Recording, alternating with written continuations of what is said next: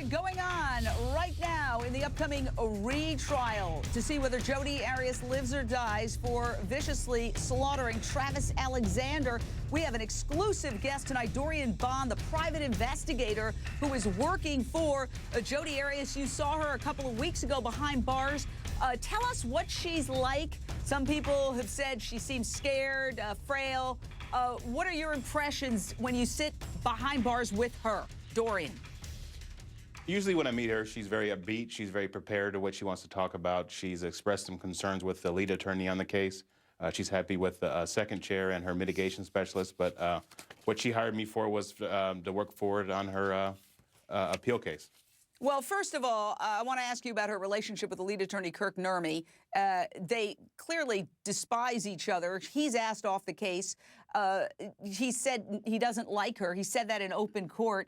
How can they work together? It's surprising to me that he's stayed on the case. She's tried to go pro per, as you can see, like in the last few months. She's tried to get Jennifer to become the lead attorney. She's tried every way possible she's can to get him off the case. He doesn't want to be on the case. She doesn't want him. It was surprising to me that they're forcing him to stay on the case.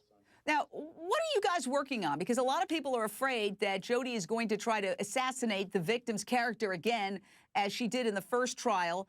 He's obviously not alive to speak up for himself. Are you planning on trashing Travis Alexander again? I'm not going to talk about what we're planning on for the appeal. We're concentrating on the legal issues, things that are a problem with the first trial, and we're looking forward to all the appealable issues that happened in the first trial is what we're working on. We haven't discussed strategy with regarding the victim.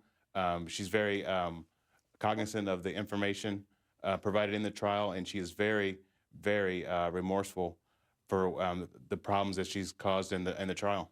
Oh, for the problems she's caused in the trial, but for killing Travis Alexander, is she remorseful? She's always expressed her remorse in the situation. But what we're concentrating on my side is the appealable issues so we can move forward, because this first trial has gone way too long, and with the first attorney on the case, it's been a problem ever since. Now, you're saying we're not going to see the last of Jodi Arias, even if she's sentenced to death, that this is just the beginning? I think it's going to be a long, drawn-out process. I think it's been long in the first trial, and there's so many appealable issues on here that we have to gear up and get ready for the appeal. There's always going to be appeal if she gets the death penalty or if she gets life. She's a known liar. How do you deal with that? Well, I mean, everybody has an opinion about her, but I have to concentrate on what my job is to work with my client. I've been hired. Sometimes it's a tough job. You have to work with people that the public doesn't like, and everybody has opinions on our clients, but we have to concentrate what our job is and focus in on this so we don't have to spend millions and millions of dollars going through this trial again. Well, Dorian, I want to thank you for joining us, and I know you're going to be back and talking to us regularly. You've certainly got a grip on the case. We don't connect you with your client. We know you've got a job to do. So thank you, and I hope you come back real soon. We're just getting started. Thanks, Shane. On this retrial. Wow, it's going to be crazy, and we're going to be all over it.